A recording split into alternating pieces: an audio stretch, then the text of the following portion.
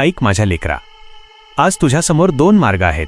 एक तर हा व्हिडिओ अर्धवट सोडून निघून जा, किंवा हा पूर्ण पाहून ते गुपित जाणून घे जे आज तुझं नशीब बदलू शकतं.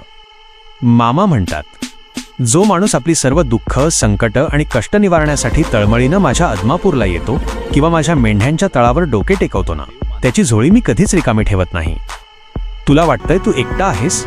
अरे, तू जितका स्वतःला एकटा समजतोयस ना, तितका तू एकटा नाहीस.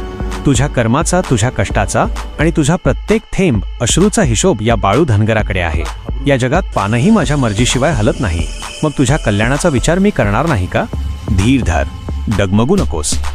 ज्याने श्रद्धेने माझ्या नावाचा हा पिवळा भंडारा आपल्या कपाळाला लावला ना, त्याने त्याचं नशीब बदललं म्हणूनच समजायचं. हा फक्त पिवळा रंग नाही, तर साक्षात बाळू धनगराचा आशीर्वाद आहे. ज्याच्या कपाळावर हा दिव्य भंडारा चमकतो, त्याचं एक पिढीचं नाही, तर 7 पिढ्यांचं नशीब पालटून टाकण्याची ताकद या माझ्या भंडाऱ्यात आहे. माझा नियम पक्का आहे. जो मला हाय म्हणतो त्याला मी हाय, आणि जो मला नाही म्हणतो त्याला मी नाही. पण लक्षात ठेव, जो निस्सीम श्रद्धेने माझी चाकरी करतो, त्याच्या घरादाराची आणि त्याच्या संपूर्ण परिवाराची राखण हा बाळू धनगर स्वतः करतो. हा माझा काळ्या दगडावरची रेघ असलेला शब्द आहे. आजही मी अदमापूरच्या रानात माझ्या मेंढ्या राखायला जातोय, पण माझ्या नजरेतून तुझा एकही फेरा सुटलेला नाही.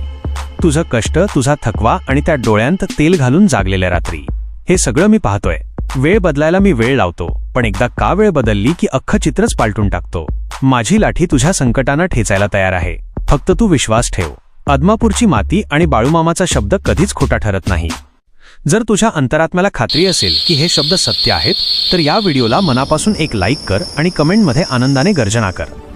बाळूमामाच्या नावानं चांग भलं. मामा तुझं दुःख हरण करतील आणि तुझी रिकामी झोळी सुखाच्या भंडाऱ्याने ओसंडून भरतील.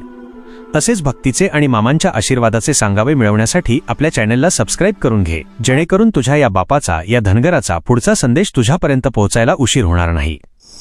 बाळूमामाच्या नावानं चांग भलं.